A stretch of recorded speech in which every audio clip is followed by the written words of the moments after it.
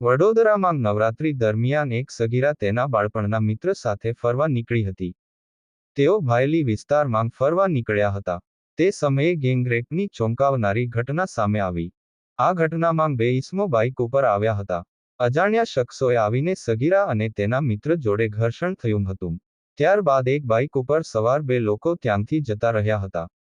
બાકીના 3 પૈકી એક દ્વારા યુવતીના મિત્રને રોકી રાખી અન્ય દ્વારા દુષ્કર્મ આચરવામાં આવ્યું હોવાનો ઘટનાની ફરિયાદમાં ઉલ્લેખ કરવામાં આવ્યો છે. જાણવા મળતી માહિતી મુજબ આ ઘટના વહેલી સવારે 4 વાગ્યે બની હોવાનું જાણવા મળ્યું છે.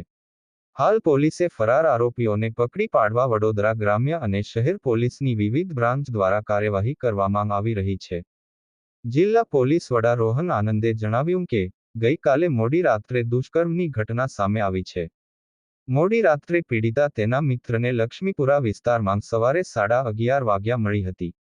ત્યારબાદ બંને ભાયલીમાં આશાપુરા માતાજીના મંદિરની આસપાસ વાત કરવા માટે સ્કૂટી ઉપર ગયા હતા. તે સમય દરમિયાન બે બાઇક લઈને 5 અજાણ્યા લોકો આવ્યા હતા. પહેલા તેમણે બંને જોડે અભદ્ર ભાષામાં વાત કરી હતી. બંનેએ તેમનો વિરોધ કરતા એક શખ્સે પીડિતાના મિત્રને રોકી રાખ્યો હતો અને બે ઈસમો દ્વારા તેણીના ઉપર દુષ્કર્મ આચરવામાં આવ્યું હતું. અન્ય બે બાઇક સવારનું અજવાળું થાય તે પહેલા ઘટના સ્થળેથી નીકળી ગયા હતા.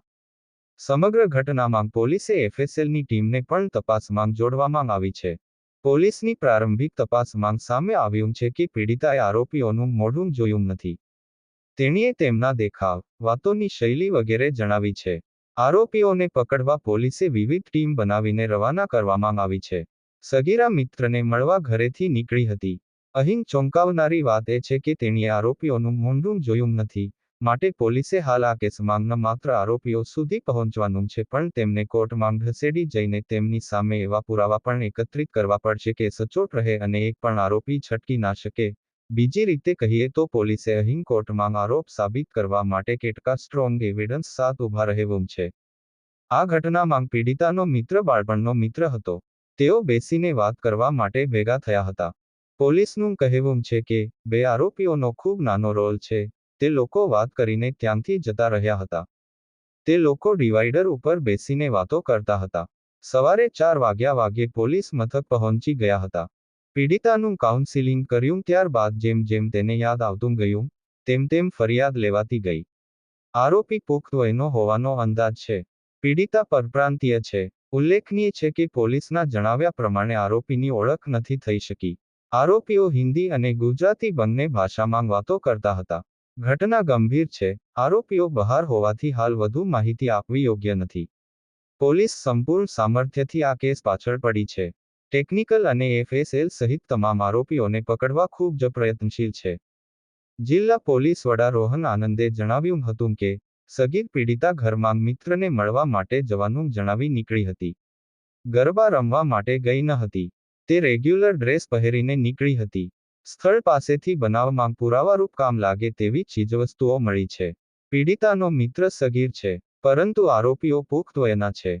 કોર્ટની ઘટના ધ્યાનમાં આવેલ હતી અને એમાં પીડિતા પોલીસ સ્ટેશન પહોંચી હતી અને એમનો જણાવ્યા મુજબ પીડિતા આપના પુરુષ મિત્રને મળવા માટે લક્ષ્મીપુરા વિસ્તારમાં આશરે 11:15 આસપાસ ગઈ હતી અને ત્યાંથી એ લોકો એમનો જે મિત્ર હતા એની સ્કૂટી ઉપર એ લોકો ભાયલી ટીપી વિસ્તારમાં આવ્યા હતા. પીડિતા અને મિત્ર બંને માઇનર્સ છે અને ત્યાં આશરે 12 વાગ્યા આસપાસ જ્યારે એ લોકો ડિવાઈડર ઉપર બેસા હતા, વાતો કરતા હતા તો બે ગાડી ઉપર 5 જેટલા લોકો આ વિસ્તારમાં આવ્યા હતા અને એ લોકો સાથે અભદ્ર ભાષામાં વાતચીત કરી હતી. જ્યારે એ લોકો પ્રતિકાર કરતા બે લોકો એક બાઇકમાં જતા રહ્યા અને 3 લોકો જે રોકાયા હતા આમાંથી એક લોકોએ પુરુષ મિત્રને ગોંધી રાખ્યા હતા અને જે બાકી બે લોકો છે એ મહિલા સાથે આપણા પીડિતા સાથે એ શારીરિક સંબંધ બાંધ્યા હતા અને આશરે 12:45 1 વાગ્યા સુધી એ લોકો વિસ્તારમાંથી વહી ગયા હતા. પછી પીડિતા અને એમનો મિત્ર પોલીસનો સંપર્ક કર્યા હતા. પોલીસ ટીમ ત્યાં પહોંચી પણ હતી અને સ્પોટને કોર્ડન કર્યા હતા. એફએસએલ ટીમ બોલાવી હતી અને પીડિતાનો સૌથી પહેલાં સંયત કરવામાં આવ્યા હતા અને એનો શાંત થયેથી આખું ઘટનાની વિવેચના એમની પાસેથી મેળવીને પછી ફરિયાદ દાખલ કરાવવાની પણ પ્રોસેસ આગળ કરવામાં આવી હતી. અમે લોકો એમાં ખૂબ જ એલર્ટ છીએ. આપણા જેટલી બ્રાન્ચેસની ટીમ્સ છે એ બધા અત્યારે તપાસમાં જોડાયેલી છે. સિટી પોલીસની ટીમ પણ અમે લોકોની મદદમાં જોડાયેલી છે અને અમે લોકો ખૂબ જ ટોપ પ્રાયોરિટી રાખીને આ કેસને આરોપીને શોધવા માટે પ્રયત્ન કરી રહ્યા છીએ.